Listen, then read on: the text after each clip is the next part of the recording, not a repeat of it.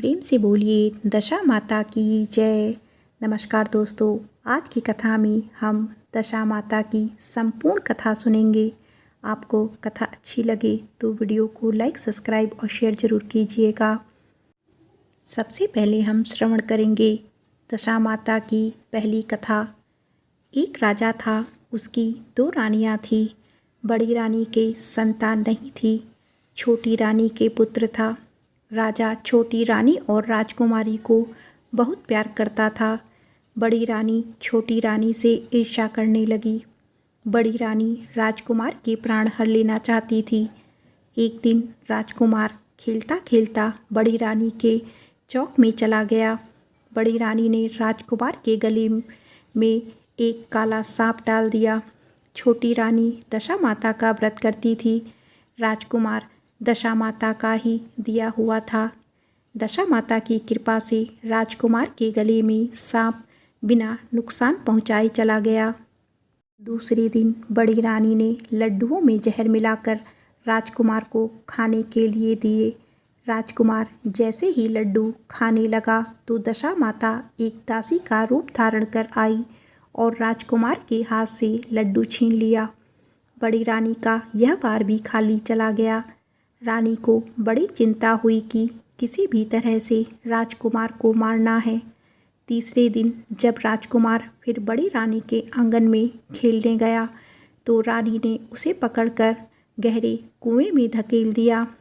क्योंकि कुआं बड़ी रानी के आंगन में बना हुआ था, इसीलिए किसी को भी पता नहीं चला कि राजकुमार कहाँ गया है। लेकिन जैसे ही बड़ी रानी ने राजकुमार को कुएं में धकेला तो दशा माता ने उसे बीच में ही रोक लिया। इधर दोपहर हो जाने पर राजकुमार के ना लौटने पर राजा व छोटी रानी को चिंता सताने लगी। दशा माता को भी इस बात की चिंता हुई, राजकुमार को उसके माता पिता के पास किस प्रकार पहुंचाया जाए। राजकुमार को तलाश करने वाले कर्मचारी निराश होकर बैठ गए। राजा व छोटी रानी पुत्र शोक में रोने लगे। तब दशा माता ने भिखारिन का रूप धारण किया और राजकुमार को गले से लगाए राजद्वार पर पहुंची। वह राजकुमार को एक वस्त्र में छिपाए हुए भिक्षा मांगने लगी। सिपाहियों ने उसे दुत्कार कर कहा, तुझे भिक्षा की पड़ी है और यहाँ राजकुमार खो गया है। सारे लोग दुख और चिंता से व्याकुल हो रहे हैं। इस पर दशा माता बोली, भाइयों, पुण्य का प्रभाव बड़ा ही विचित्र होता है। यदि मुझे भिक्षा मिल जाए तो संभव है कि खोया हुआ राजकुमार तुम लोगों को भी मिल जाए। यह कहकर वह देहरी पर पैर रखने लगी। सिपाहियों ने उन्हें आगे बढ़ने से रोका। उसी समय दशा माता ने बालक का पैर वस्त्र से बाहर कर दिया। सिपाहियों ने समझा कि कुंवर उसके हाथों में है, इसीलिए उसे अंदर जाने दिया। दशा माता कुंवर को लिए हुए भीतर चली गई। उसने राजकुमार को चौक में छोड़ दिया और वापस चली गई। परंतु रानी ने दशा माता रूपी भिखारिन को देख लिया था। उसने कहा कि खड़ी रहो, और कौन हो तुम? तुमने 3 दिन मेरे बेटे को छुपा कर रखा है। तुमने ऐसा क्यों किया? तुम्हें मेरे इस प्रश्न का उत्तर देना होगा। दशा माता उसी समय ठहर गई। उन्होंने बताया कि मैं तुम्हारे पुत्र की चोरी करने वाली नहीं हूँ। मैं तो तुम्हारी आराध्य देवी दशा माता हूँ। मैं तुम्हें सचेत करने आई हूँ कि बड़ी रानी तुमसे ईर्ष्या रखती है। वह तुम्हारे पुत्र के प्राण हर लेना चाहती है। एक बार उसने तुम्हारे पुत्र के गले में काला सांप डाला था, जिसे मैंने भगाया। दूसरी बार उसने इसे विष के लड्डू खाने को दिए थे, जिसे मैंने उसके हाथों से छीन लिए थे। इस बार उसने तुम्हारे राजकुमार को अपने आंगन के कुएं में धकेल दिया था और मैंने इसे बीच में ही रोककर इसकी रक्षा की। इस समय मैं भिखारिन के वेश में तुम्हें सचेत करने आई हूँ। यह सुनकर छोटी रानी दशा माता के पैरों में गिरकर क्षमा मांगने लगी। छोटी रानी विनती भाव से बोली, जैसी कृपा आपने मुझ पर दर्शन देकर की है, मैं चाहती हूँ कि आप सदैव इस महल में निवास करें। मुझसे जो सेवा पूजा होगी मैं करूँगी। इस पर दशा माता बोली कि मैं किसी के घर में नहीं रहती। जो श्रद्धापूर्वक मेरा ध्यान स्मरण करता है मैं उसी के हृदय में निवास करती हूँ। मैंने तुम्हें साक्षात दर्शन दिए हैं, इसीलिए तुम सुहागिनों को बुलाकर उन्हें यथाविधि आदर सत्कार के साथ भोजन कराओ और नगर में ढिंढोरा पिटवा दो कि सभी लोग मेरा डोरा लें और व्रत करें। इतना कहकर दशा माता अंतर्ध्यान हो गई। रानी ने अपने राज्य की सौभाग्यवती स्त्रियों को निमंत्रण देकर बुलाया और उपटन से लेकर शिरोभूषण श्रृंगार कर उनकी यथाविधि सेवा कर भोजन कराया और दक्षिणा में गहने आदि देकर विदा किया। रानी ने अपने राज्य में ढिंढोरा पिटवाया कि अब से सब लोग दशा माता का डोरा लिया करेंगे। प्रेम से बोलिए दशा माता की जय। आइए अब श्रवण करते हैं दशा माता की दूसरे दिन की कथा। एक घर में सास बहू रहती थी। बहू का पति परदेश में गया था। एक दिन सास ने बहू से गांव में से आग लाकर भोजन पकाने को कहा। बहू गांव में आग लाने गई पर किसी ने भी उसे आग नहीं दी और सभी ने कहा कि जब तक दशा माता की पूजा नहीं हो जाती तब तक आग नहीं मिलेगी।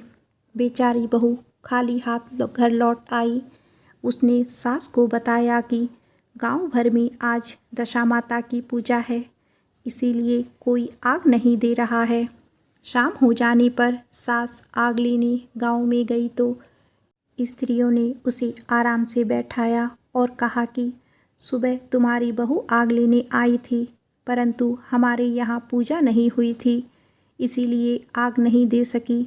सास आग लेकर अपने घर पहुँची ही थी कि एक आदमी बछड़ा लिए आया और उसके पीछे एक गाय थी। स्त्री ने उससे पूछा कि यह गाय का पहला बच्चा है क्या? आदमी ने उत्तर दिया हाँ। उसने फिर पूछा कि बछड़ा है या बछिया? उसने जवाब दिया कि बछड़ा है। सास ने घर जाकर बहू से कहा आओ हम दोनों भी दशा माता का डोरा लें और व्रत करें। दोनों सास बहू ने डोरा लिया। सवेरे में व्रत आरंभ किया। 9 व्रत पूरे हो जाने पर 10वें दिन डोरे की पूजा की। सास बहू दोनों ने मिलकर गोल गोल 10-10 अर्थात कुल 20 फेरे बनाए। 21वां बड़ा फेरा गाय को दिया।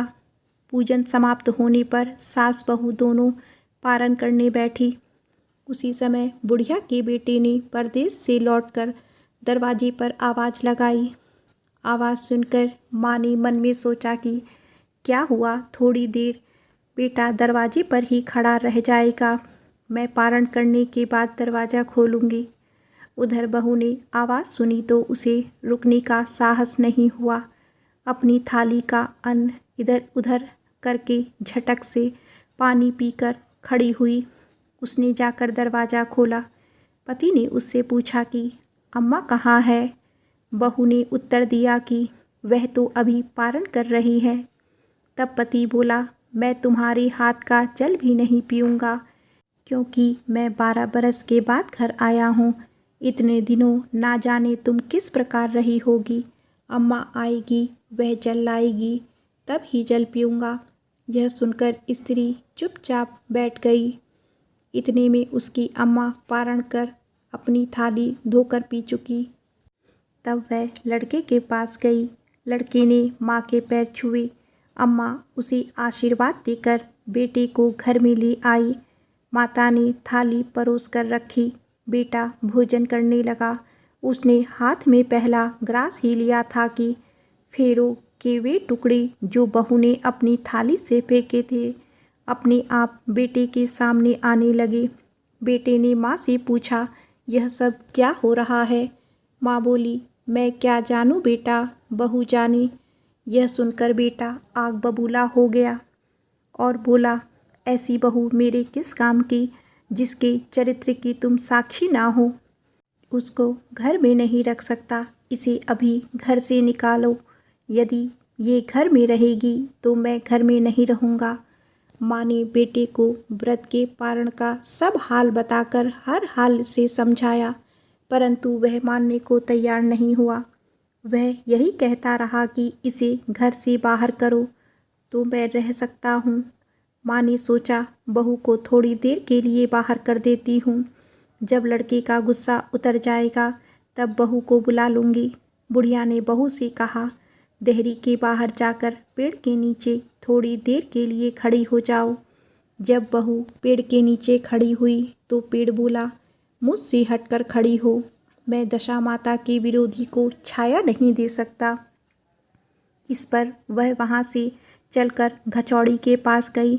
घचौड़ी बोली, मुझसे हटकर खड़ी हो, मुझ पर इतना भार घड़ों का नहीं है जितना तेरा है। वह यहाँ से हटकर घूरे के ढेर पर खड़ी हो गई। घूरे का ढेर बोला, मुझ पर इतना भार कूड़े का नहीं है जितना तेरा है, चल यहाँ से हटकर कहीं और खड़ी हो जा।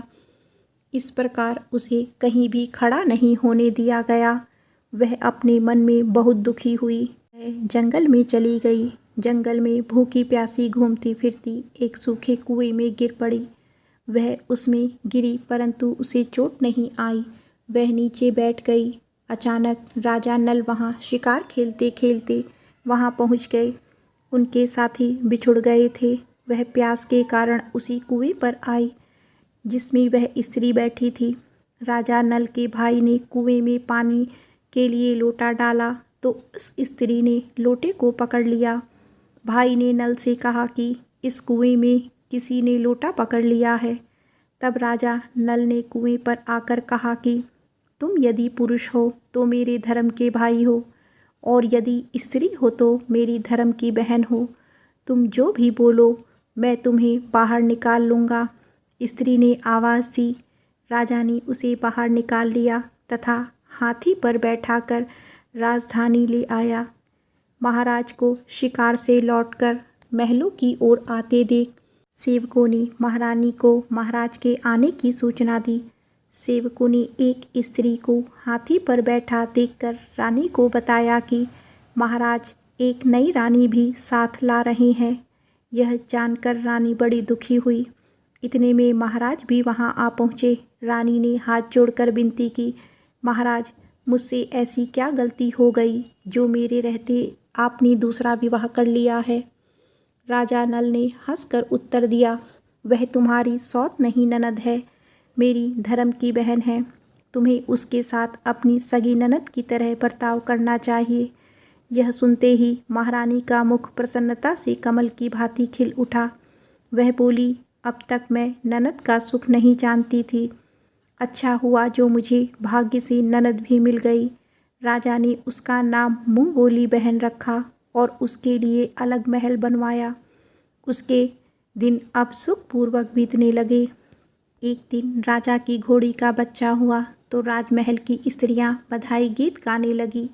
मुँह बोली बहन ने अपनी दासियों से कहा, बाहर जाकर पता करो कि किस बात की बधाई गाई जा रही है। दासियों ने बताया, महाराज की घोड़ी ने अच्छी घड़ी में एक उत्तम बछड़े को जन्म दिया है, उसकी बधाई गाई जा रही है। मुँह बोली बहन ने पूछा, क्या घोड़ी ने पहली बार जन्म दिया है? दासियों ने उत्तर दिया, हाँ। तब मुँह बोली बहन ने महारानी के पास जाकर कहा, आओ भाभी रानी, हम तुम दोनों दशा माता का डोरा लें। रानी ने पूछा, डोरा क्या चीज़ है, मुझे समझाओ। वह बोली, दशा माता के व्रत का यह नियम है कि पहल जब गाय या घोड़ी या स्त्री के प्रसव की खबर सुने तब डोरा लेकर व्रत आरंभ करें। 9 व्रत करने के बाद 10वें दिन डोरे का पूजन करके विसर्जित करें। इसी के साथ उसने पारण का नियम भी बताया। तब महारानी बोली, तुम्हारा व्रत तुमको फले। मैं पूड़ी और दूध की खीर खाने वाली रानी महारानी भला बनफरा गोले की फाफड़ी खाकर कैसे रह सकती हूँ? ऐसा कहना खाए मेरा दुश्मन। वह बोली, भाभी मुझे जो चाहे कह लो, परंतु व्रत के संबंध में कुछ मत कहो। मैं इसी व्रत के उल्लंघन के कारण मारी मारी फिरती हूँ, आपके देश में आ गई हूँ। महारानी ने उदासीनता के साथ कहा, मुझे क्या पड़ी है, तुम्हें जो अच्छा लगे वह करो, मैं मना तो नहीं कर रही हूँ। मुँह बोली बहन ने श्रद्धापूर्वक डोरा लिया। 9 दिन तक व्रत किए। 10वें दिन विधिवत पूजन किया, गोला फरा बनाई और संध्या को पारण करने बैठी। उसी समय उसके पति को अचानक कुछ प्रेरणा सी हुई और वह अपनी माता से आज्ञा लेकर अपनी पत्नी को ढूंढने चल दिया। घूमता फिरता वह राजा नल की राजधानी के पास पहुंचा और अपनी पत्नी का पता लगाने लगा। उसने एक कुएं पर कुछ औरतों को बातें करते देखा कि एक कह रही थी, राजा की मुँह बोली बहन बहुत ही सुंदर ही स्त्री है, आजकल उसी का किया हुआ सब कुछ होता है। दूसरी स्त्री बोली, वह सुंदर होने के साथ साथ धर्मात्मा भी है, जब से आई है तभी से उसने सदा व्रत खोल रखा है, उसके दरवाजे से कोई भी व्यक्ति खाली हाथ नहीं लौटता। तीसरी स्त्री बोली, वह जैसी धर्मात्मा है वैसी सदाचारणी भी है। चौथी स्त्री बोली, वह सदाचारणी और सर्वप्रिय भी है, सारी प्रजा उससे खुश है। पांचवी स्त्री बोली, यह सब तो सही है, परंतु अब तक यह पता नहीं चला कि वह कौन है और कहाँ की रहने वाली है। उन औरतों की बात सुनकर वह साधु के भेष में राजा नल की मुँह बोली बहन के महल के द्वार पर जा पहुँचा। वहाँ उसने भिक्षा के लिए आवाज़ लगाई तो द्वारपाल उसे भिक्षा देने लगा। उसने द्वारपाल के हाथों से भिक्षा लेने के लिए मना कर दिया और बोला, भिक्षा देने वाली स्वामिनी के हाथ से ही भिक्षा ग्रहण करूँगा, नहीं तो अपने रास्ते चला जाऊँगा। तब द्वारपाल ने उससे कहा, इस समय वह दशा माता का व्रत करके पारण कर रही है, पारण समाप्त होने के बाद ही वह तुमको भिक्षा दे सकती है, तब तक तुम इंतज़ार करो। वह चुपचाप बैठकर इंतज़ार करने लगा। पारण कर लेने के बाद वह मुट्ठी भर मोती लेकर आई, परंतु सामने अपने पति को पल्ला फैलाए देखकर वह मुस्कुराती हुई लौट गई। दोनों ने एक दूसरे को पहचान लिया था।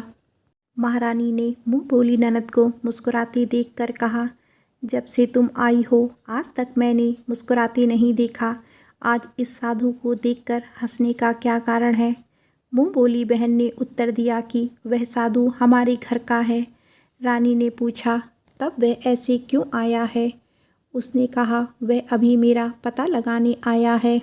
महारानी ने राजा नल से कहा, तुम्हारी मुँह बोली बहन के घर के लोग आए हैं। राजा ने कहा, उन्हें कह दो कि अभी यहाँ से घर जाकर वह वहाँ से हमारी हैसियत से आए, तब मैं बहन की विदाई करूँगा। राजा नल की मुँह बोली बहन का पति घर जाकर अपनी माँ से बोला, तुम्हारी बहू राजा नल के यहाँ उसकी बहन बनकर रह रही है। वह रोज़ सदा व्रत करती है और नियम धर्म से दिन बिताती है।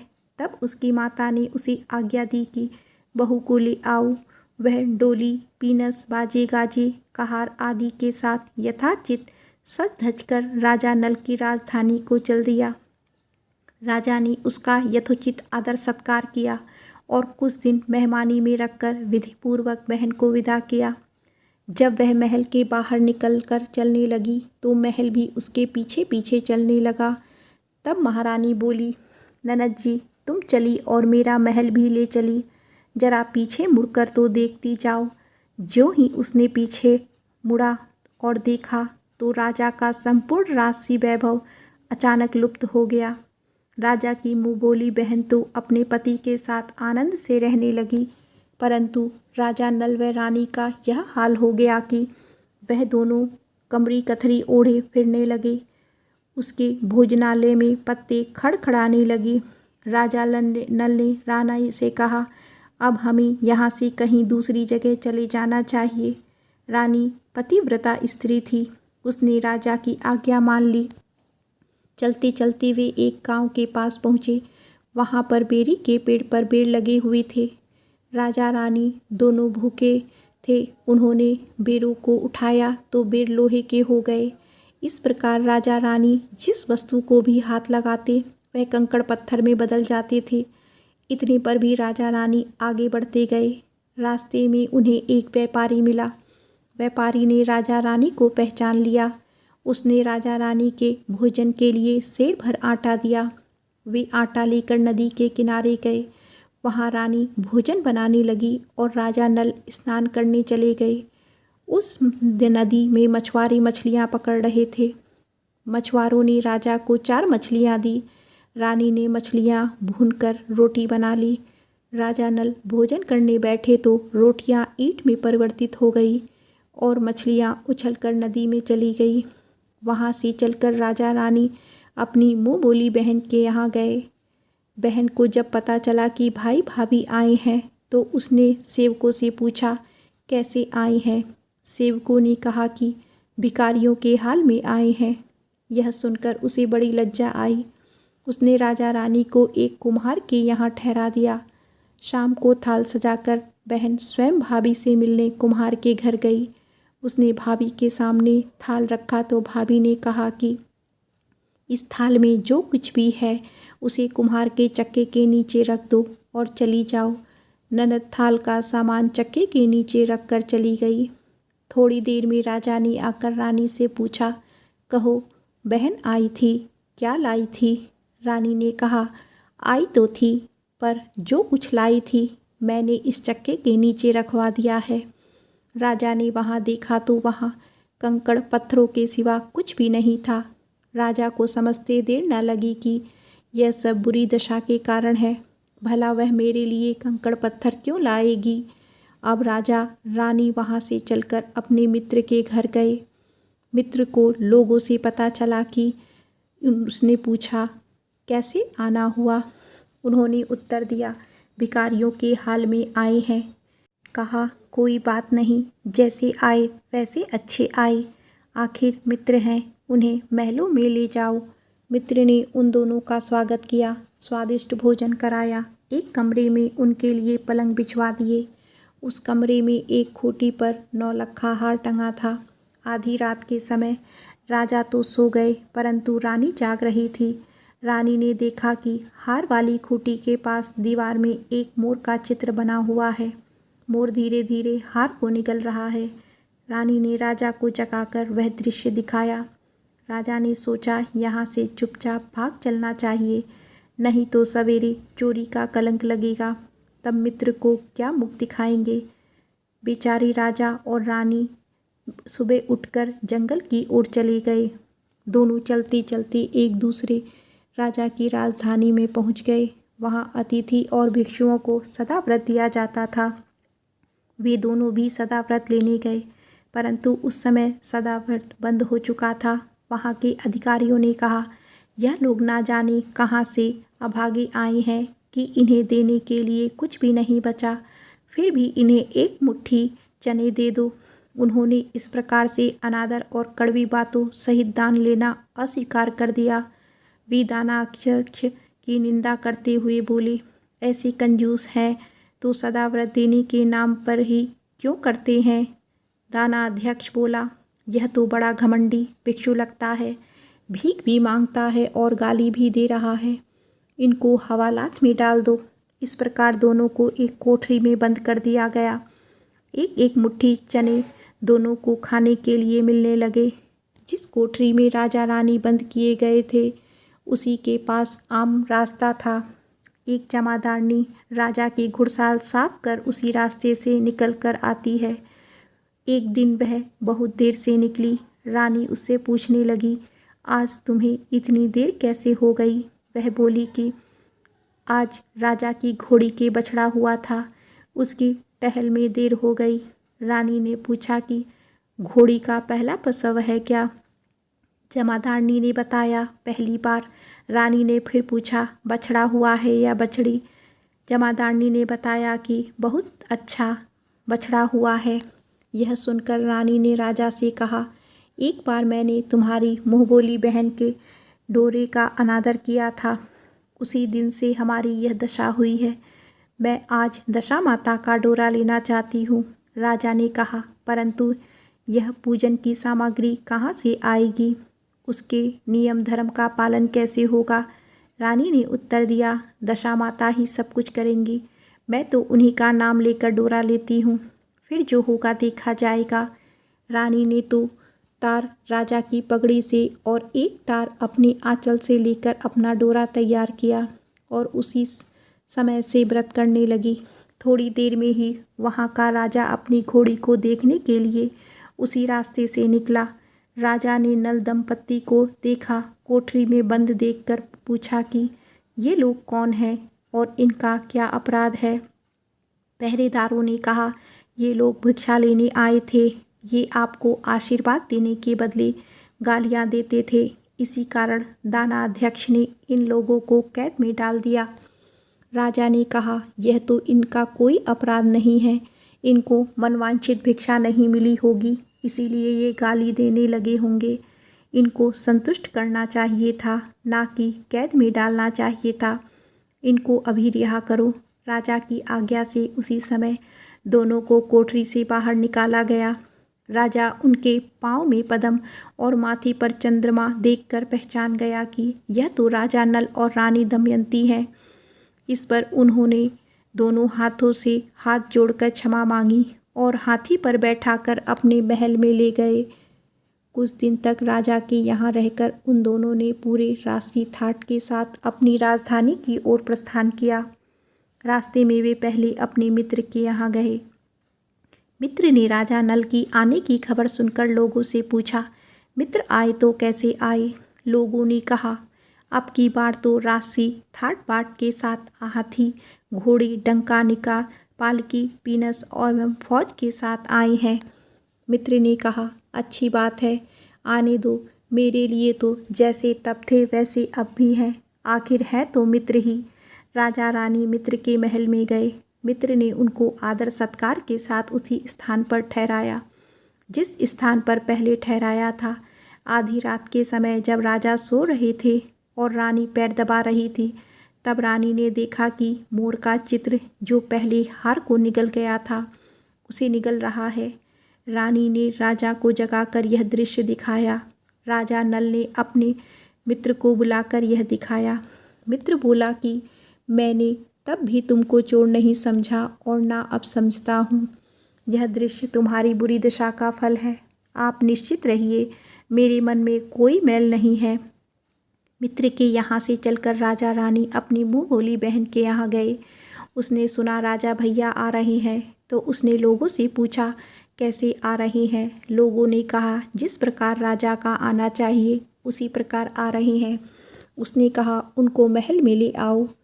जब राजा नल अपनी बहन के महल की ओर बढ़ा तब रानी ने कहा, आप अपनी बहन के घर जाइए, मैं तो उसी कुम्हार के घर रहूँगी जिसके पहले घर ठहरी थी। राजा ने कहा, जिस कारण इतने दुख उठाए तुम फिर उससे झगड़ा मोल लेना चाहती हो, यह तुम अच्छा नहीं कर रही हो। परंतु रानी नहीं मानी, वह कुम्हार के घर ठहरी। राजा बहन के घर चले गए।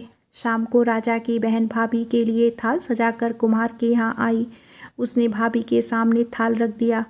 भाभी सोने चांदी के गहने उतार उतार कर रखने लगी और कहने लगी, खाओ रे मेरे सोने चांदी के गहने खाओ, हम भूखे नंगे क्या खाएंगे। यह उल्हाना सुन ननद बोली, यह उल्हाना किसे देती हो? मुझसे उस समय जो कुछ हो सका वो उस समय लाई थी, वही अब भी लाई हूँ। विश्वास ना हो तो चक्के के नीचे अब भी देख लो। सचमुच चक्के के नीचे देखा तो वहाँ पर माणिक मोतियों का ढेर लगा था। रानी यह सब देखकर सन्न रह गई। वह बोली, ननद जी तुम्हारा कोई दोष नहीं है, यह तो हमारी बुरी दशा का परिणाम था। रानी ने ननद को लाया सब सामान तथा उनमें अपनी तरफ से कुछ और जवाहरात मिलाकर ननद को वापस कर दिया। परंतु ननद को पूजा का न्योता देना भूल गई। वहाँ से चलकर राजा सूरा गाय के पास आई। गाय ने सेना सहित राजा को भरपेट दूध पिलाया। वहाँ से आगे चलकर वे नदी के तट पर पहुँचे तो वहाँ पड़ाव डाला। भोजन बनवाया गया। जब राजा भोजन करने बैठे तो उसी समय नदी से उछलकर गिरी भुनी हुई मछलियाँ अपने आप थाली में आकर गिर पड़ी। वे रोटियां जो ईंट कर बनी थी फिर से रोटियां बन गई। राजा ने कहा, यह सब क्या हो रहा है, कुछ समझ में नहीं आ रहा है। रानी ने बताया कि ये रोटियां और मछलियां वे ही हैं जो उस दिन हमें नसीब नहीं हुई थी। मैं यदि आपसे उस समय कहती कि तली हुई मछलियां जल में उछल गई और रोटियां ईंट की बन गई तो आप कदापि इसे सच नहीं मानते। इसी कारण मुझे बहाना बनाना पड़ा। अब राजा रानी अपनी राजधानी की ओर आगे बढ़े। जब राजा की फौज अपनी राजधानी के समीप पहुंची तो वहां के लोगों ने समझा कि दूसरे राजा ने राजधानी पर आक्रमण कर दिया है। वे घबरा गए। वहां के लोग नज़ारा लेकर राजा से मिलने गांव के बाहर आए, परंतु यह क्या, यह तो अपने राजा हैं। लोगों का प्रसन्नता का ठिकाना ना रहा। वे श्रद्धा भक्ति के साथ महाराज के आगे चलकर उन्हें उनके महल में ले गए। राजा रानी ने महल में प्रवेश किया। रानी ने तुरंत दशा माता की पूजा का प्रबंध किया। उसने उस पूजा में नगर की सब सौभाग्यवती स्त्रियों को बुलाया। भगवती के भोग के लिए सब प्रकार के पकवान बनाए गए। आटे की 10 पातियाँ, 10 शक्कर की गुजिया और 10-10 अठवाइयाँ सुहागिनों की आंचल में डाली। सुहागिनों का श्रृंगार करके दशा माता की पूजा आरंभ हुई। कलश स्थापित करके दीपक को जलाया गया, परंतु उसकी बत्ती जली नहीं। इस पर पंडित ने कहा कि कोई न्योता पाने वाला न्योतने को तो नहीं रह गया। स्मरण कीजिए, उसके आने पर ही दीपक जल जाएगा। रानी ने सोच विचार कर बताया कि ननद न्योतने से रह गई है। पंडित ने कहा कि उसे फौरन बुलाया जाए। राजा ने अपना द्रुतगामी रथ भेजकर अपने मुँह बोली बहन को बुलवाया। उसके आते ही कलश का माणिक दीपक प्रज्वलित हो उठा। बड़ी धूमधाम से पूजा की गई। अंत में सुहागिनों को भोजन कराकर विदा किया गया। उसी समय राजा ने राज्य में आज्ञा जारी की, मेरी प्रजा के लोग दशा माता का व्रत किया करें। भगवती माता ने जिस प्रकार राजा नल के दिन फेरे, उसी प्रकार सबके फेरे। प्रेम से बोलिए दशा माता की जय। आइए आप श्रवण करते हैं दशा माता की तीसरी कथा। एक सास बहू थी। एक दिन सुबह सुबह सास ने बहू से कहा कि जाओ आग लाकर भोजन बनाओ, बड़ी भूख लगी है। बहू हाथ में कंडी लेकर आग लेने गांव में गई। उस दिन गांव भर में दशा माता की पूजा थी, इसीलिए किसी के यहाँ से भी उसे आग नहीं मिली। वह खाली हाथ लौटकर आई। शाम होने पर वह पड़ोसन के पास जाकर बोली कि मेरी सास तो दशा माता का डोरा नहीं लेती, परंतु अब की बार मैं डोरा लेना चाहती हूँ। मुझे पूजन की विधि भी बता देना। दोबारा जब डोरा लेने का समय आया तो बहू ने सास को बिना बताए दशा माता का डोरा ले लिया। 9 दिन वह किसी न किसी बहाने पड़ोसन के घर जाकर कथा सुनती रही। 10वें दिन उसे चिंता सताने लगी कि अब मैं पूजा कैसे करूँगी। वह मन ही मन दशा माता का ध्यान धरकर सोचने लगी कि आज सास कहीं बाहर चली जाए तो मैं शांतिपूर्वक पूजा कर लूँ।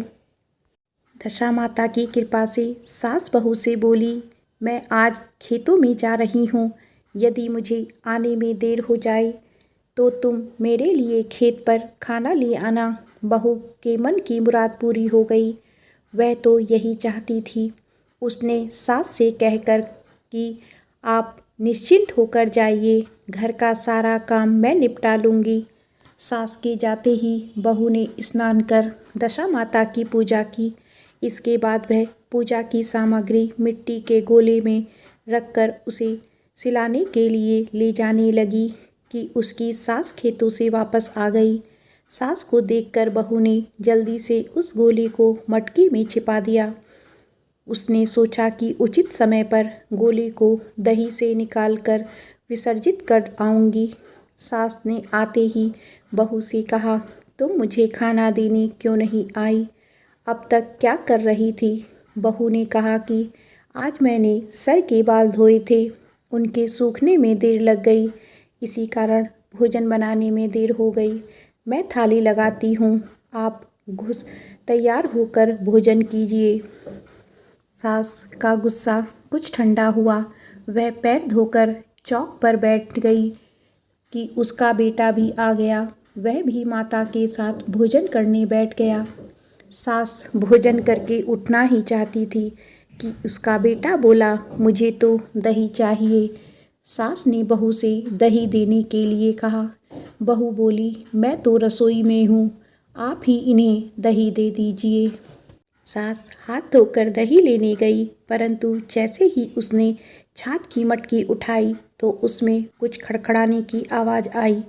उसने हाथ डालकर देखा तो उसे एक बड़ा सोने का गोला मिला। सास ने आश्चर्य से बहू से पूछा, इस छाछ की मटकी में यह सोने का गोल कहाँ से आया है? इसे तुम कहाँ से चुरा कर लाई हो? यहाँ क्यों छुपा कर रखा है? मैं समझ गई कि इसी वजह से तुम छाछ देने नहीं उठी। इसका भेद बताओ। बहू बोली, मुझे कुछ नहीं पता, मेरी दशा माता जाने। मैंने आपको बताए बिना दशा माता का डोरा लिया था और उनकी पूजा की थी। आपके आ जाने के कारण मैं डोरे को विसर्जित करने के लिए जा ही रही थी। आपके डर से मैंने इसे छाछ में मटकी में छिपा कर रख दिया। दशा माता ने इसे सोने का बना दिया। मैं इससे क्या कर सकती हूँ? सास ने बहू को गले से लगाकर कहा, अब मैं भी तुम्हारे साथ डोरा लूँगी और विधि व्रत कर पूजन किया करूँगी। हे दशा माता, जैसे तुमने इनको दिया वैसे ही सब भक्तों को कृपा करना। प्रेम से बोलिए दशा माता की जय। आइए अब सुनते हैं दशा माता की चौथी कहानी।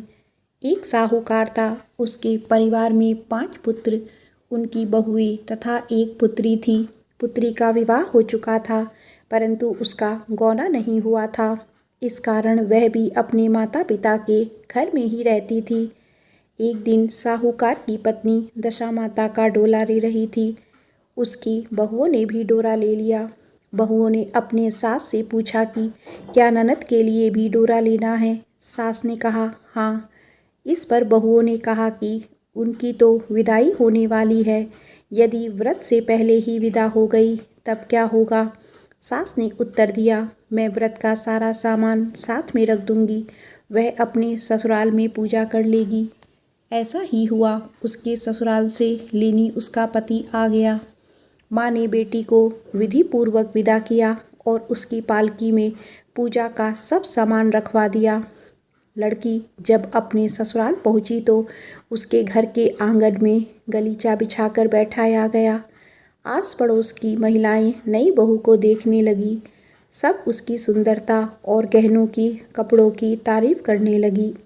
किसी की निगाह उसके गले में पड़े बंधे डोरे पर पड़ गई। वह बोली, बहू की माँ तो बड़ी टोटके वाली है। सबकी निगाहें उसकी बात पर सुनकर उसके गले में पड़े डोरे के ऊपर पड़ी। सभी स्त्रियां डोरे के बारे में अपनी अपनी राय प्रकट करने लगी। शाम को सास, ननद, देवरानी, जेठानी, घर की सभी स्त्रियां भी उसी डोरे की चर्चा करने लगी। सब डोरे की निंदा कर रही थी। सुबह से शाम तक डोरे के बारे में सुनते सुनते बहू का दिमाग खराब हो गया। उसने डोरे को गले से उतारकर जलती हुई आग में डाल दिया। डोरे के जलते ही सारे घर में आग लग गई। घर में रखा सब धन धान जल गया। सब आदमी अपने प्राण बचाकर घर से भागे। अब घर में केवल नई बहू और उसका पति रह गया, बाकी सब भाग गए थे। घर का सारा सामान जल गया था। घर में अब ना खाने को अन्न था और ना ही पहनने के लिए वस्त्र बचे थे। इसीलिए दोनों पति पत्नी गांव छोड़कर रोजगार खोजने चल दिए। चलती चलती वे उसी गांव में पहुंच गए जहां की वह लड़की थी। लड़की ने अपने पति से कहा, तुम यहाँ भाड़ झोंको और मैं भी कोई काम ढूंढ लेती हूँ। पत्नी का कहना मानकर वह भाड़ झोंकने लगा और वह स्वयं एक कुएं पर जाकर बैठ गई। उस कुएं पर सारी गांव की स्त्रियां पानी भरने आया करती थी। उस लड़की की भाभियां भी उस कुएं पर पानी भरने आई, परंतु उन्होंने अपनी ननद को नहीं पहचाना। वे उससे बोली, तुम तो किसी भले घर की लड़की मालूम होती हो, कुछ काम करना चाहती हो तो बोलो। लड़की बोली, काम तो करूँगी, परंतु कोई नीच काम नहीं करूँगी। बड़ी भाभी बोली, हमारी ननद ससुराल चली गई है, तुम हमारे बच्चों की देखभाल करती रहना और हमारे घर से सीधा लेकर अपना भोजन बना लिया करना। लड़की इस काम के लिए राजी हो गई। लड़की की भाभियाँ अपने घर आई और सास से बोली, कुएं पर एक अनाथ लड़की बैठी है। वह हमारे घर रहने और बच्चों की देखभाल करने को राजी है। आप कहो तो हम उसे रख लें। सास ने कहा, खुशी से रख लो, परंतु आपस में कलह मत करना। सास बहुएं राजी हो गई। वे वापस कुएं पर आई और उसे घर ले आई। वह अपने भतीजे और भतीजियों को देखभाल करने लगी और अपना जीवन निर्वाह करने लगी। एक दिन दशा माता का डोरा लेने का अवसर आया। सास के कहने पर सब बहुओं ने डोरा ले लिया। बहुओं ने सास से पूछा कि क्या इस लड़की के लिए भी डोरा लेना है। सास ने कहा, हाँ। बहुओं ने कहा, इसी प्रकार आपने ननद जी के लिए भी डोरा लिया था, परंतु पूजा से पहले ही उनकी विदाई हो गई। अब इस लड़की को डोरा दिलाना चाहती हो। यदि यह पूजा से पहले भी चली गई तो क्या होगा। सास बोली, तुम्हारी ननद ने अपने घर जाकर पूजा की होगी। यह लड़की पूजा होने तक इसी घर में रहेगी तो अपने आप पूजा में शामिल हो जाएगी, और यदि कहीं चली गई तो वहाँ पर ही पूजा कर लेगी। सर्वसहमति से लड़की ने भी दशा माता का डोरा ले लिया। 9 दिन तक वह दशा माता की कहानी तथा व्रत पूजन में शामिल होती रही। 10वें दिन लड़की की माता व बहुओं ने सर से स्नान किया और घर में चौका लगाया तथा पूजन की तैयारी करने लगी। लड़की बहुओं से बोली, यदि कोई पुराना कपड़ा मिल जाए तो मैं भी स्नान कर लूँ। बहुओं ने अपनी सास से पूछकर अपनी ननद की साड़ी उस लड़की को दे दी। पुरानी साड़ी लेकर वह स्नान करने गई। उसके सर से स्नान करके साड़ी पहनी और घर आई।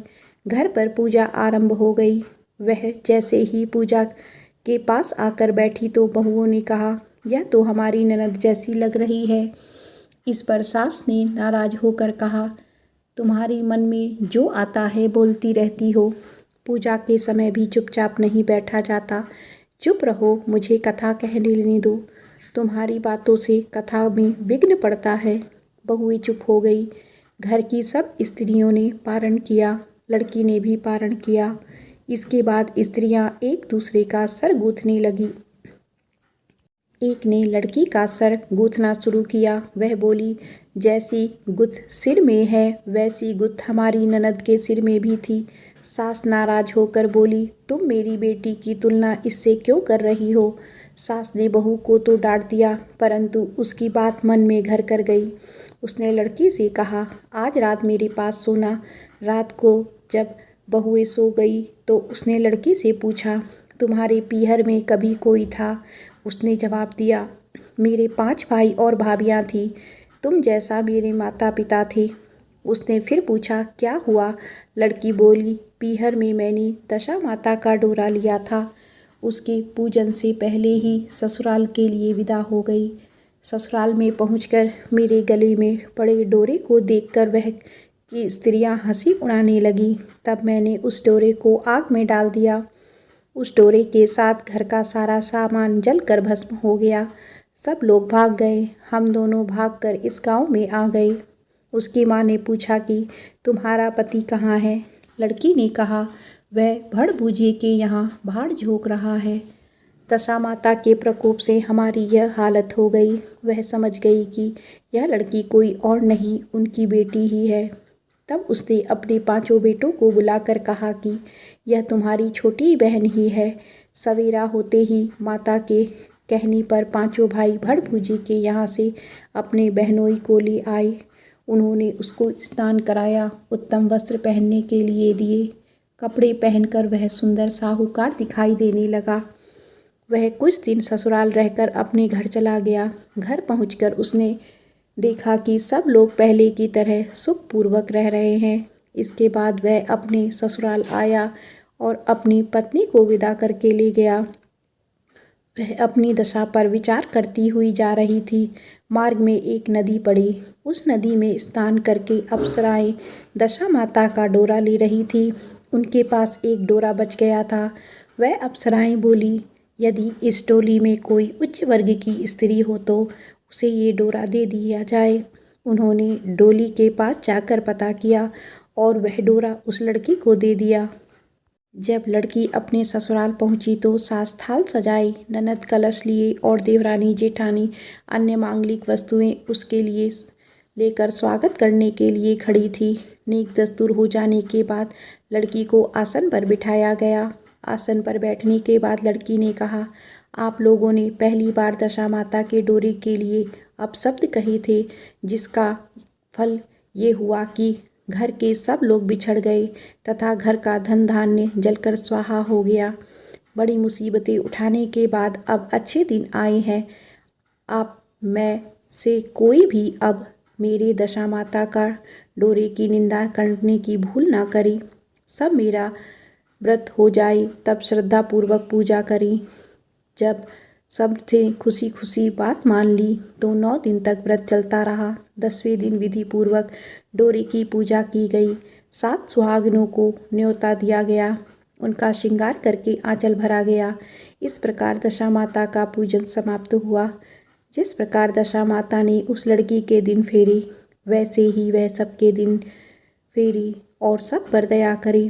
प्रेम से बोलिए दशा माता की जय। आइए अब सुनते हैं दशा माता की 5वीं कथा। एक राजा की 2 रानियां थीं। राजा की प्यारी रानी को लक्ष्मी कहा जाता था और दूसरी रानी को कुलक्ष्मी कहा जाता था। एक दिन लक्ष्मी रानी क्रोध होकर लकड़ी का पट्टा ले मलिन कपड़े पहनकर कोप भवन में जा लेटी। राजा ने लक्ष्मी से पूछा, तुम कोप भवन में क्यों पड़ी हो? तुम क्या चाहती हो? रानी बोली, कुलक्ष्मी को देश निकाला दिया जाए। कुलक्ष्मी रानी थी, इसीलिए उसे निकालना देने से राजा की बदनामी होती का डर था।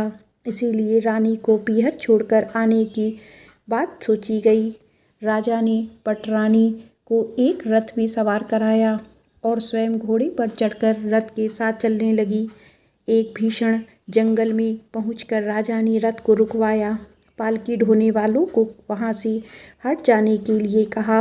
राजा रानी को उस जंगल में छोड़कर घोड़े पर सवार होकर अपने महल में आ गया।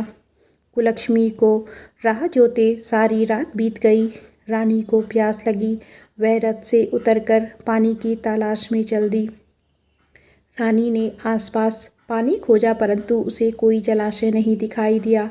रानी ने एक सारस की जोड़ी को एक तरफ जाते देखा। रानी कुलक्ष्मी सारस के जोड़े के पीछे चल दी। चलते चलते वह एक नदी के किनारे पहुंच गई। रानी ने शौच आदि से निवृत्त होकर उसी नदी में स्नान किया और जल पीकर अपनी प्यास बुझाई। उस समय कुछ अन्य स्त्रियां भी स्नान कर रही थी। स्नान करने के बाद उन स्त्रियों ने दशा माता का डोरा लिया। उनके पास एक डोरा बच गया। उन्होंने रानी से डोरा लेने का अनुरोध किया। रानी डोरा लेकर अपने रथ पर आकर बैठ गई। दशा माता ने रानी की परीक्षा लेने के लिए एक बुढ़िया का वेश धारण कर उसके रथ के पास आई। वह रानी से बोली कि बेटी, यहाँ बैठी क्यों, क्या कर रही हो? रानी बुढ़िया से कहा, पहले तुम बताओ तुम कौन हो? बुढ़िया ने उत्तर दिया, मैं तुम्हारी मौसी हूँ। तब रानी उसके गले लगकर रोने लगी। उसने अपनी विपदा भरी सारी कहानी बुढ़िया को बता दी। अंत में रानी ने बुढ़िया से कहा, अब मुझे केवल तुम्हारा ही सहारा है, मेरी रक्षा करो। दशा माता की कृपा से उसी जगह पर माया का शहर बस गया। रानी के भाई भाभी आदि सारा मायका वहाँ प्रकट हो गया। रानी ने अपने पीहर के साथ मिलकर 9 दिन दशा माता की कथा कहानियाँ सुनाई। 10वें दिन डोरे की पूजा होनी थी। उस दिन सवेरे उठकर दशा माता ने रानी से कहा, नदी में स्नान कर कर आओ, वहाँ तुमको स्वर्ण कलश मिलेगा, तुम उसे ले आना और जो डोली तुम्हें लेने आए उसमें बैठ जाना। किसी से ये मत पूछना कि यह डोली किसकी है। रानी ने नदी में स्नान किया।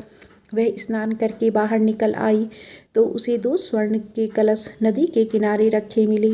उन्हीं के पास रेशमी वस्त्र रखे थे। उन वस्त्रों को रानी ने पहन लिया। वह चलने को तैयार हुई तो उसे डोली आती दिखाई दी। वह डोली में बैठ गई और अपने घर पहुंच गई। घर पहुंचकर उसने माया के परिवार की सब महिलाएं सहित दशा माता के डोरे की पूजा की, सुहागिनों को भोजन करवाया। इसके बाद उसने पारण किया। अब रानी अपने पीहर में आनंद पूर्वक सबके साथ मिलकर रहने लगी। इधर कुछ समय बाद राजा को रानी कुलक्ष्मी का ध्यान आया। राजा ने विचार किया कि जिस दिन से मैं रानी को जंगल में छोड़कर आया हूँ तब से उसका कोई समाचार नहीं मिला। चलकर देखना चाहिए कि रानी कुलक्ष्मी का क्या हाल है। मंत्रियों ने राजा को समझाया कि अब रानी से मिलने आपके लिए ठीक नहीं होगा, परंतु राजा ने मंत्रियों की बात पर कोई ध्यान नहीं दिया। वह घोड़े पर सवार होकर उसी स्थान पर पहुंच गए जहां रानी को उन्होंने छोड़ा था। राजा को यह देख बड़ा आश्चर्य हुआ कि यहाँ तो बहुत घना वन था, परंतु अब यहाँ रमणीक बस्ती बसी हुई है। राजा ने लोगों से पूछा, यह कौन सी नगरी है? लोगों ने बताया कि यह कुलक्ष्मी नगर है। अब तो राजा के आश्चर्य का ठिकाना ना रहा। वह बार बार सोच रहा था कि यह क्या नगर मेरी पटरानी द्वारा बसाया गया है। राजा ने कुलक्ष्मी के महल में जाकर सूचना भिजवाई कि उनसे अमुक देश के राजा मिलना चाहते हैं। रानी ने राजा को पहचान कर उनसे मिलने से मना कर दिया, परंतु मौसी ने उसे समझाया कि हिंदुओं में तो पति परमेश्वर माना जाता है।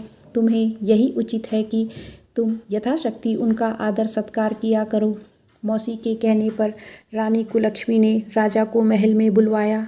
दोपहर को राजा को भोजन पर बुलाया गया। राजा के साथ नाई भी था। रानी राजा और नाई को भोजन कराने लगी। पहली बार रानी ने नाई की पत्तल पर भोजन परोसा तो नाई ने रानी के पैर में एक छींटा लगाया।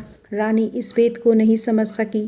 तभी नाई ने उसके पैर पर रायते का छींटा क्यों मारा। रानी दूसरी बार पोशाक बदल कर फिर आई। राजा मन में सोचने लगा कि यहाँ तो बहुत सी रानियाँ हैं, सबकी शक्ल एक जैसी है, मैं अपनी रानी को कैसे पहचानूंगा।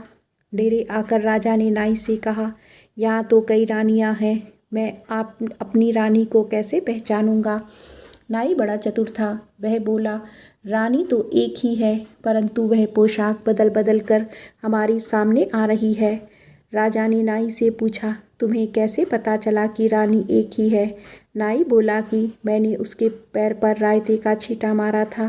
वह 3 बार कपड़े बदलकर हमारे सामने आई, परंतु वह छींटा उसके पैरों पर तीनों बार लगा था। अगले दिन रानी ने राजा को अपने महल में बुलवाया। राजा को अपनी मेज पर बिठाकर खाने के लिए पान का बीड़ा दिया। पान खाकर राजा पलंग पर लेट गया और रानी उसके पैर दबाने लगी।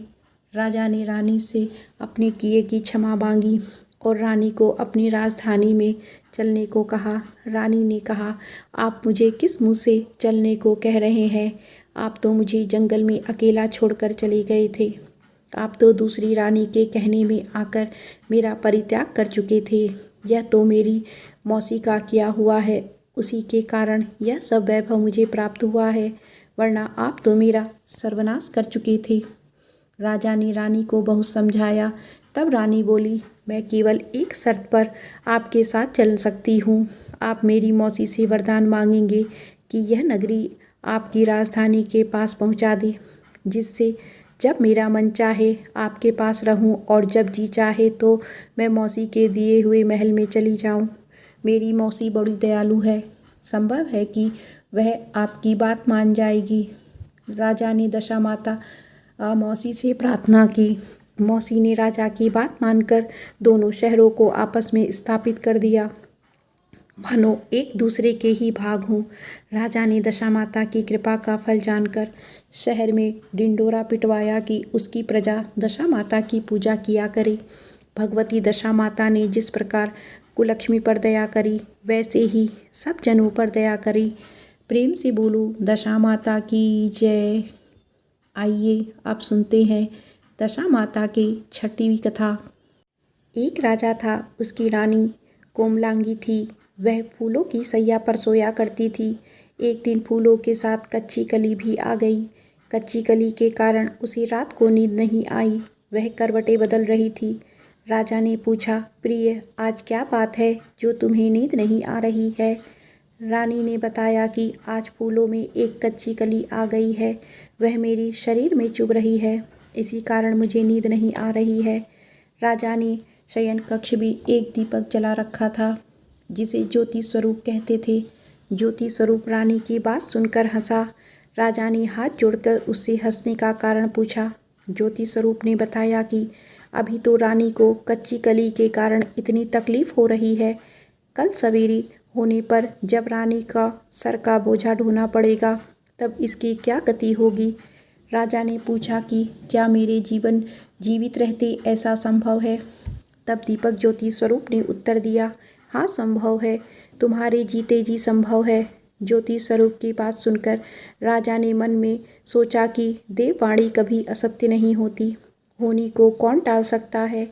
रानी को अवश्य बोझा ढोना पड़ेगा, परंतु यह हो सकता है कि यदि मैं इसे एक संदूक में बैठाकर समुद्र में बहा दूँ तो संभव है कि यह बोझा ढोने से बच जाएगी, क्योंकि समुद्र में डूब जाने पर बोझा ढोने से बच जाएगी। राजा ने उसकी समय रानी से कहा, चलो मैं तुम्हारी मायके में छोड़ आऊँ, कुछ दिन तुम वहीं रहना। रानी बोली, परंतु महाराज मेरे मायके में तो कोई भी नहीं है, मैं वहाँ किसके पास रहूँगी। राजा ने कहा कि तुम्हारे गोत्रजन संबंधी वहाँ बहुत अच्छी दशा में है, मैं उन्हीं के पास तुम्हें भेज देता हूँ। रानी ने राजा की बात मान ली। रानी ने बहुमूल्य आभूषण और कीमती वस्त्र धारण किए। तब राजा ने रानी को संदूक में बिठाकर नदी में बहा दिया। वह नदी समुद्र में ऐसी जगह मिलती थी जहाँ पर राजा के बहनोई का राज्य था। समुद्र से मोती निकलने वाले का ठेका राजा की बहनोई ने ले रखा था। वह संदूक बहता बहता जब राजा के बहनोई के इलाके में पहुँच गया तो उसने मल्लाहों को आज्ञा देकर समुद्र को बाहर निकलवा लिया। संदूक को उसने अपने महल के शयन कक्ष में भिजवा दिया और आदेश दिया कि मेरे पहुंचने तक इसे कोई नहीं खोलेगा। राजा का बहनोई, जो उस जगह का स्वयं राजा था, उसके शयन कक्ष में संदूक पहुंचने ही रानी को पता चला कि इस संदूक को राजा ने समुद्र में पाया है, तो वह फौरन शयन कक्ष में आई। उसने पहरेदारों को हटा जाने को कहा। रानी ने संदूक को खोल लिया। उसे संदूक के अंदर 16 श्रृंगार किए एक स्वर्ण सुंदरी मिली। रानी ने अपने मन में सोचा कि यदि राजा इसको इस दशा में देखेंगे तो इसके ही हो जाएंगे और मुझे छोड़ देंगे। इसीलिए उसने उस रानी के सब जीवर कपड़े उतारकर उसे फटे पुराने कपड़े पहना दिए और संदूक में बंद कर दिया। राजा जब बाहर से महल में आए तो उसने रानी को अपनी शयन कक्ष में बुलाकर और रानी से पूछा कि क्या तुमने देखा है कि इस संदूक में क्या है। रानी ने उत्तर दिया कि मैंने कुछ नहीं देखा है, मुझे नहीं पता इस संदूक में क्या है। राजा ने रानी के सामने संदूक खुलवाया तो उसी संदूक के अंदर फटे पुराने कपड़े पहने एक स्त्री दिखाई दी जो भिखारिन सी लग रही थी। रानी ने कहा, यह कोई भिखारिन लग रही है, इसको कारखाने में भिजवा दिया जाए, वहाँ लकड़ी ढोकर अपना जीवन निर्वाह करती रहेगी। राजा ने रानी के कहे अनुसार उसी कारखाने में भिजवा दिया। एक दिन रानी की सहेलियाँ नदी में स्नान करके दशा माता का डोला ले रही थी। उसके पास एक डोरा बच गया। वे यह सोच रही थी कि इस डोरे को किसे दिया जाए कि उसी समय लकड़ी ढोने वाली रानी वहाँ आ गई। उन्होंने उसे रोककर पूछा, बहन हमारे साथ दशा माता का एक डोरा ले लो। रानी ने कहा कि मुझे डोरा लेने में कोई हर्ज नहीं है, परंतु मुझे तो खाने भर को भी नहीं मिलता, मैं इस डोरे की पूजा कैसे करूँगी। वे बोली कि तुम इस बात की चिंता मत करो, हम रोज़ इसी जगह स्नान करने आया करेंगी। 9 दिन तक हम यहाँ कथा कहेंगी, तुम भी रोज़ आकर कथा में शामिल हो जाया करना। 10वें दिन पूजा होगी, तब दशा माता चाहेंगी तो तुम्हारी दशा बदल जाएगी। रानी ने दशा माता का ध्यान कर डोरा ले लिया। उसी दिन रानी के पति को राजा को चिंता हुई कि रानी को संदूक में मैं बंद करके बहा दिया तो था, परंतु पता नहीं उसका क्या हाल होगा। उसकी खोज खबर लेने के लिए राजा एक नौका पर बैठकर नदी के यात्रा करता हुआ अपने बहनोई के यहाँ पहुँचा। संध्या के समय वह अपनी बहन से बोला, मेरे हाथ पैरों में बहुत दर्द हो रहा है, किसी को दबाने वाली को बुला दो। तब उसकी बहन ने लकड़ी ढोने वाली भिखारिन को बुलाकर लाने की आज्ञा दी। उसे कहा, आज रात तुम मेरे भाई के पैर दबा दो। वह बड़े संकोच में पड़ गई। अपने मन में सोचने लगी, आज तक मैंने किसी पुरुष को छुआ तक नहीं है। रानी अपने भाई के पैर दबाने के लिए उस पर जोर डाल रही है, इसीलिए लाचार होकर उसने हाँ कह दी। राजा के पैर दबाते दबाते रानी को उसके पाँव में पद्म चिन्ह दिखाई पड़ा। रानी चुपचाप रोने लगी। उसके आंसू राजा के पैरों पर टपक पड़ा। राजा ने उससे पूछा, तुम क्यों रो रही हो? तुम अपना भेद मुझे बताओ। मेरे द्वारा तुमको कोई हानि नहीं होगी। रानी बोली कि जैसा पद्म आपके पैर में है वैसा ही पद्म मेरे पति के पैर में भी था। पहले के दिनों की याद आकर रोने लगी हूँ। राजा ने उसे पहचान लिया। राजा बोला, मैं समझ गया। अब तुम्हें पैर दबाने की ज़रूरत नहीं है। तुम्हारे भाग्य में जो लिखा था वह तुम्हें भोगना पड़ा। मैंने उसे टालने के लिए जो उपाय किया उसका नतीजा उल्टा ही निकला। तुम्हें मेरे जीते जी लकड़ियाँ ढोनी पड़ी। सवेरा हुआ परंतु अतिथि राजा सोकर नहीं उठा और ना पैर दबाने वाली दासी ही कमरे से बाहर निकली। राजा की बहन को चिंता होने लगी। थोड़ी देर के बाद दासी कमरे से बाहर निकली और कारखाने में काम करने चली गई। रानी ने कमरे में जाकर अपने भाई को जगाया। उसका भाई बोला, मेरी तबीयत ठीक नहीं है, मेरा सिर दर्द कर रहा है, मैं अभी आराम करना चाहता हूँ, मेरा मन बहुत व्याकुल हो रहा है। रानी ने पूछा, आखिर क्या बात है, कुछ तो बताओ। राजा ने कहा, बड़ी शर्म की बात है। मैंने तुम्हारी भाभी को जानबूझकर संदूक में बैठाकर तुम्हारे पास इसीलिए भेजा था कि इसे यहाँ आराम से रखा जाएगा, परंतु उसे तो यहाँ लकड़ियाँ ढोने पड़ रही है। उसके तुमने सारे गहने कपड़े उतार कर उसे रास्ते की भिखारिन बना दिया है। उसकी बहन बोली, मैंने उसे नहीं पहचाना। उसने दासियों को भेजकर उसे चुपचाप अपने पास बुलाया। उसके आने पर बहन ने अपनी भाभी से माफ़ी मांगी, उसके पैर पकड़ लिए। कुछ दिनों तक राजा अपने बहन बहनोई के साथ रहकर रानी को साथ लेकर राजधानी लौट आया। रानी ने अपने महल में पहुंचकर सुहागनों को न्योता भेजा। बड़े धूमधाम से दशा माता के डोरे की पूजा की और नगर में ढिंढोरा पिटवाया कि आज से अमीर गरीब सब दशा माता का डोरा लिया करें और श्रद्धापूर्वक पूजा किया करें। जिसके पास पूजन पारण के लिए धन की कमी हो तो वह महल में आकर ले जाए। जिस प्रकार रानी के दिन दशा माता ने फेरे वैसे ही वह सबके दशा को ठीक करे। प्रेम से बोलिए दशा माता की जय। आइए अब सुनते हैं दशा माता की 7वीं कथा। एक वृक्ष पर नर और मादा 2 पक्षी रहते थे। उनकी कोई संतान नहीं थी। अन्य पक्षी मादा पक्षी को बाज कहकर घृणा करते थे। मादा चिड़िया बच्चे न होने के कारण बहुत दुखी रहती थी। एक दिन वह अपनी स्थिति पर विचार करती हुई अकेली नदी पर पानी पीने गई। वहाँ पर स्त्रियाँ दशा माता का डोरा ले रही थी। उनका एक डोरा बच गया। उन्होंने कोई उच्च वर्ग की स्त्री नहीं दिखाई दी, उसे वह डोरा दे देती। उन्होंने सोचा कि इस चिड़िया के गले में इस डोरे को बांध देते हैं। यह यहाँ आकर रोज कथा सुन लिया करेगी। इसे पूजन की विधि बता देंगे तो यह भी पूजन के दिन पूजा कर लेगी। तदनुसार उन्होंने चिड़िया को गले में दशा माता का डोरा बांध दिया और उसे समझा दिया कि प्रतिदिन 9 दिन तक यहाँ आकर कथा कहानी सुन लिया करो। 10वें दिन 21 गेहूँ के दाने लाकर उनमें से एक दाना दशा माता के नाम से नदी में डाल देना और बाकी 20 दाने तुम स्वयं खा लेना। चिड़िया ने 9 दिन तक नियम पूर्वक दशा माता की कहानी कही। 10वें दिन स्त्रियां द्वारा बताई गई विधि के अनुसार डोरे एवं एक गेहूं का दाना नदी में डालकर पारण किया। कुछ दिनों के बाद उस चिड़िया के भी बच्चे हो गए।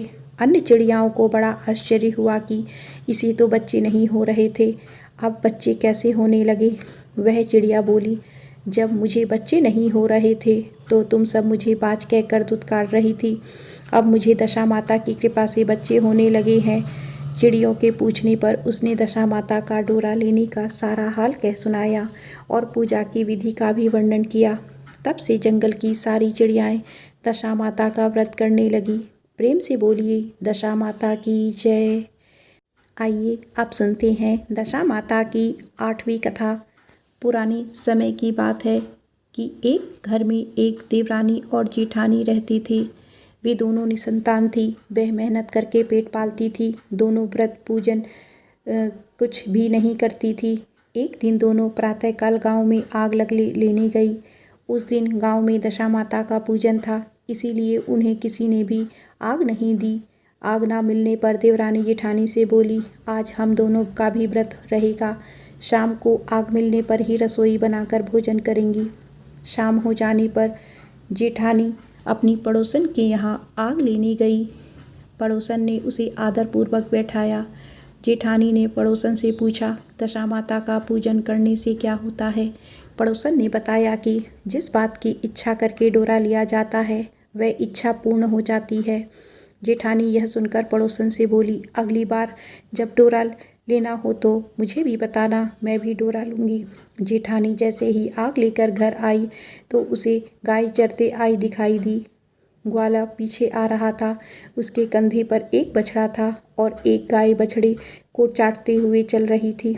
पड़ोसन ने ग्वाले से पूछा, तुम्हारी गाय ने पहली बार प्रसव हुआ है क्या? ग्वाले ने बताया कि हाँ। पड़ोसन ने पूछा, गाय ने बछड़ा दिया है या बछिया? ग्वाला बोला, बछड़ा है। यह जानकर जेठानी से पड़ोसन ने कहा कि घर जाकर दशा माता का डोरा ले लो। 9 दिन तक व्रत रखकर कथा सुनकर तथा 10वें दिन सिर सहित स्नान करके पूजा करना। दशा माता चाहेंगी तो 10 दिन के भीतर ही तुम्हारी मनोकामना पूर्ण हो जाएगी। जेठानी ने घर आकर सारी बातें देवरानी को बताई। दोनों ने दशा माता से मनौती मांगी कि यदि हम दोनों की संतान होगी तो हम सुहागनों को न्योता देंगे। दोनों ने दशा माता का डोरा लिया। दशा माता की कृपा से डोरे की पूजा से पहले ही दोनों देवरानी जेठानी गर्भवती हो गई।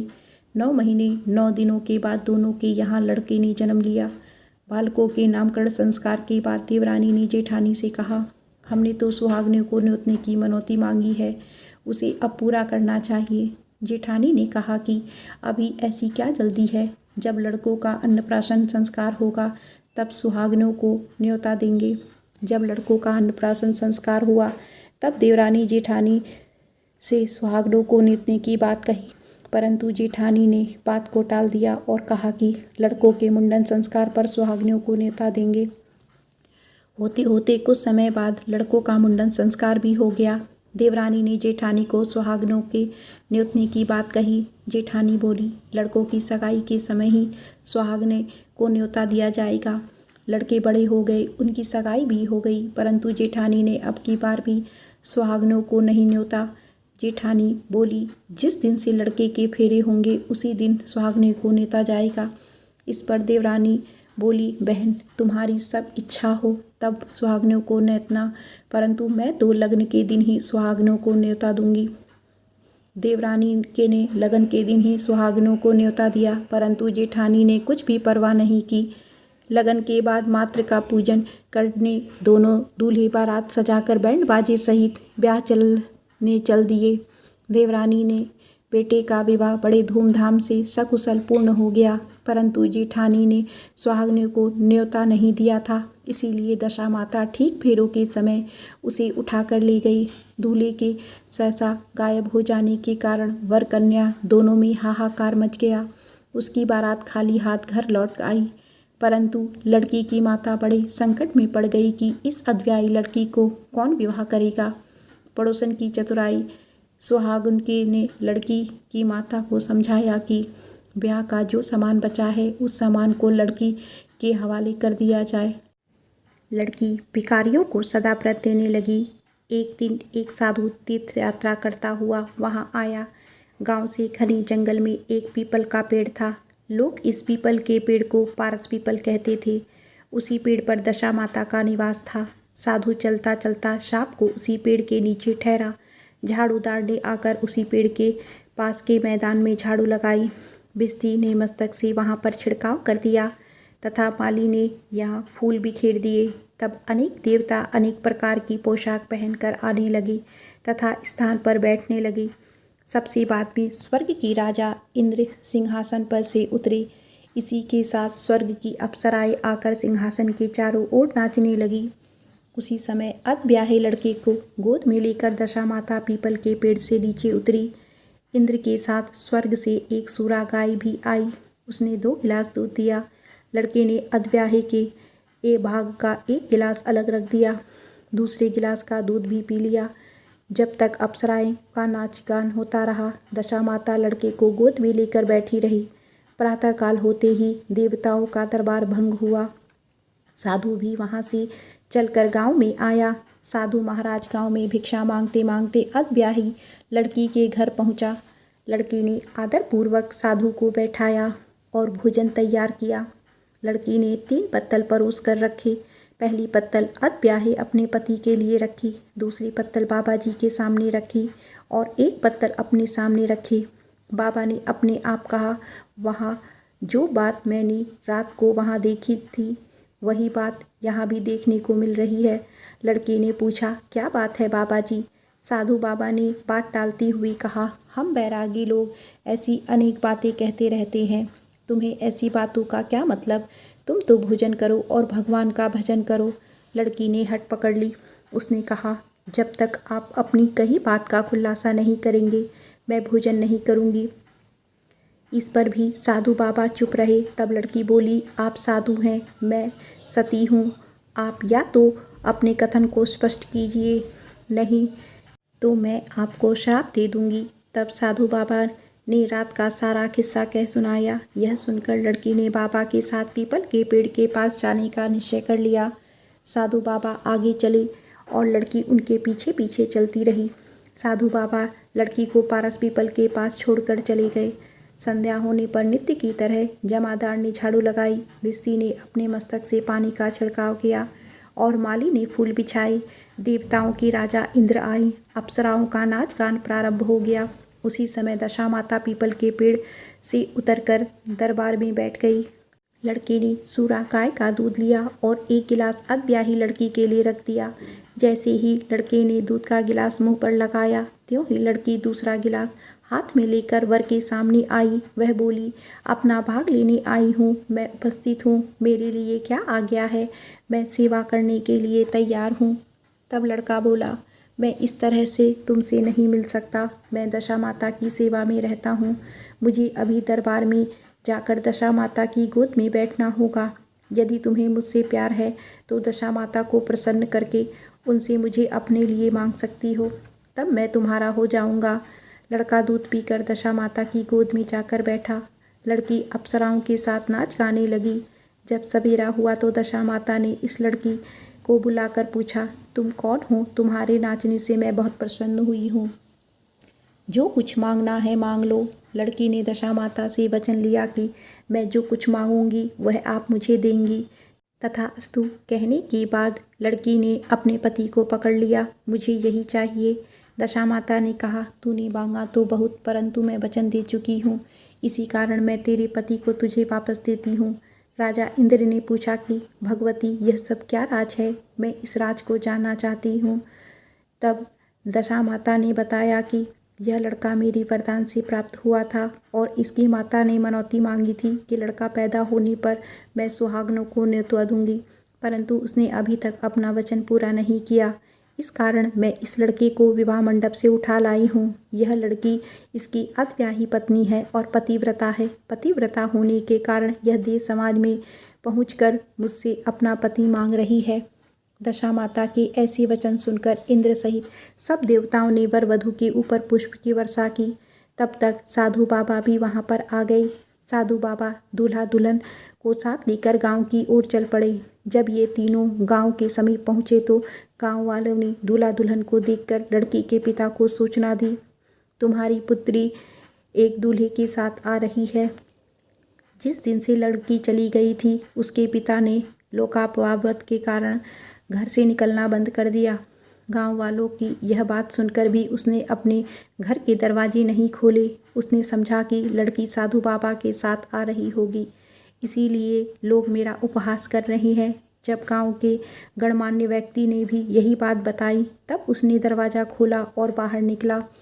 जब उसने सचमुच अपने द्वार पर लड़की और दामाद को खड़े देखा तो उसकी प्रसन्नता का ठिकाना नहीं रहा। लड़की के पिता ने इसे खुशी के मौके पर बहुत दान पुण्य किया और फिर से विवाह की तैयारी की। लड़की ने अपनी माता से कहा कि इस तरह विवाह नहीं करूँगी। पहले दूल्हे की माता सुहागनों को न्योता देकर बारात लेकर आए, तब विवाह के नेक पूरे किए जाएंगे। लड़की के पिता ने लड़के के घर पर खबर भेजी। लड़की की माँ पहले सुहागनों को न्योता दिया, तब बारात चली। बड़ी धूमधाम से विवाह हुआ। वर वधू दोनों अपने घर पर आ गए। वधू की खुशी में लड़का की माता ने दोबारा सुहागनों को न्योता दिया। उसी समय से विवाह के दिन वर के घर पर सुहागनों का न्योते देने की प्रथा चली आ रही है। दशा माता ने जिस तरह सती की दशा बदली, वैसे ही सभी का कल्याण करे। प्रेम से बोलिए दशा माता की जय। आइए आप सुनते हैं दशा माता की नवी कथा। एक गांव में एक बुढ़िया ब्राह्मणी रहती थी। वह बहुत गरीब थी। उसके एक बेटा था। एक दिन वह अपने बेटे से बोली, बेटा कुछ ऐसा काम करो जिससे 4 पैसे की आमदनी हो और हम दोनों का जीवन निर्वाह हो। अब मेरे तो बुढ़ापे के कारण हाथ पैर ने जवाब दे दिया है। तब उसका लड़का गांव वालों के जानवर चराने लगा। एक दिन लड़का पशुओं को पानी पिलाने नदी पर ले गया। वहाँ पर महिलाएं स्नान करके दशा माता का डोरा ले रही थी। उसके पास एक डोरा बच गया था। उनमें से एक स्त्री ने कहा कि इस लड़के से पूछो कि यह किसका है। तब एक स्त्री लड़के के पास जाकर पूछने लगी, तुम्हारे घर में कौन कौन है। लड़के ने बताया कि केवल मेरी बूढ़ी माँ है। स्त्रियों ने लड़के को एक डोरा देते हुए कहा कि तुम इसे ले जाकर अपनी माता को दे देना और कहना कि इसका पूजन और व्रत करें। हम तुम्हें सीधा और पूजा की सामग्री भी देते हैं, इसे भी अपनी माता को दे देना। लड़के ने उनसे डोरा ले लिया। फिर सब स्त्रियों ने उसे सीधा भी दिया। लड़का उस सामान को लेकर घर आया। उसने दरवाजे से ही माँ को पुकार कर कहा, गठरी को उतार लो, मैं बोझ से दबा जा रहा हूँ। उसकी माँ बहुत प्रसन्न हुई। माँ ने बेटे से पूछा, यह सब कहाँ से लाई हो। लड़के ने माँ को सब समाचार सुनाकर दशा माता का डोरा भी दे दिया। बुढ़िया ने डोरे को लेकर माथे से लगाया और उसी दिन से व्रत करने लगी। 9 दिन तक कथा कहानी कहती रही। 10वें दिन उसने डोरे की पूजन की तैयारी शुरू की। वह देहरी के बाहर गोबर से लीप रही थी कि उसी समय एक बहुत ही गरीब बुढ़िया आकर बोली कि क्या कर रही हो बहन। उसने जवाब दिया कि आज मेरे घर पर दशा माता का पूजन है, इसीलिए लीप रही हूँ। उस बुढ़िया रूपी दशा माता ने कहा कि मुझे बहुत प्यास लगी है, थोड़ा सा पानी पिला दो। इस पर लड़के की माता बोली, मैं तो इस मिट्टी के बर्तन से पानी पीती हूँ, मेरे यहाँ लोटा लुटिया कुछ भी नहीं है। तुमको पानी किस में भर कर दूँ। एक कटोरी ही मेरे घर में है, पता नहीं वह भी कहाँ पड़ी होगी। ज़रा तुम ठहरो, मैं कटोरी ले आऊँ, तब तुमको पानी पिलाऊंगी। बुढ़िया हाथ धोकर अंदर कटोरी लेने गई। इसी बीच दशा माता जिन्होंने बुढ़िया का रूप धारण कर रखा था, उसके मटके रखने की जगह पर एक सोने का घड़ा रखकर अंतर्ध्यान हो गई। बुढ़िया कटोरी लेकर मटके के पास गई। वहाँ सोने का घड़ा देखकर घबराई। वह मन में सोचने लगी कि मुझ पर बुढ़ापे में चोरी का नाम लगेगा, मैं चोर कहलाऊंगी। वह इस चिंता में दशा माता रूपी बुढ़िया को खोजने निकली। तब तक उसका लड़का भी घर पर आ गया था। उसने माँ से पूछा, तुम किसे खोज रही हो। उसने बताया, अभी क्षीण अवस्था वाली बुढ़िया आई थी और यहाँ सोने का घड़ा रखकर ना जाने कहाँ चली गई। लड़के ने बताया, वह ही तो दशा माता थी, उन्होंने तुमको यह घड़ा दिया है। दोबारा फिर कभी वह आए तो उसके स्वागत में कोई कमी नहीं रखना और उसकी आज्ञा का पालन करना। जब तुम नदी पर नहाने जाओ तो तुम्हें नदी घाट पर जो भी चीज़ मिले उसको दशा माता का दिया हुआ प्रसाद समझ लेना। किसी से यह पूछताछ मत करना कि यह चीज़ किसकी है, यह कहाँ से आई है। बुढ़िया नदी में नहाकर बाहर निकली तो उसे सोने का घड़ा भरा दिखाई दिया और उसके पास ही अच्छे वस्त्र रखे थे। बुढ़िया ने कपड़ों को पहन लिया और घड़े को हाथ में लेकर चलने की तैयारी की कि 4 कहार एक डोली लेकर उसके पास आई कहारों ने उसे डोली में बैठाने को कहा। बुढ़िया जब घर पहुंची तो उसने देखा कि वहाँ तो एक आलीशान महल खड़ा है।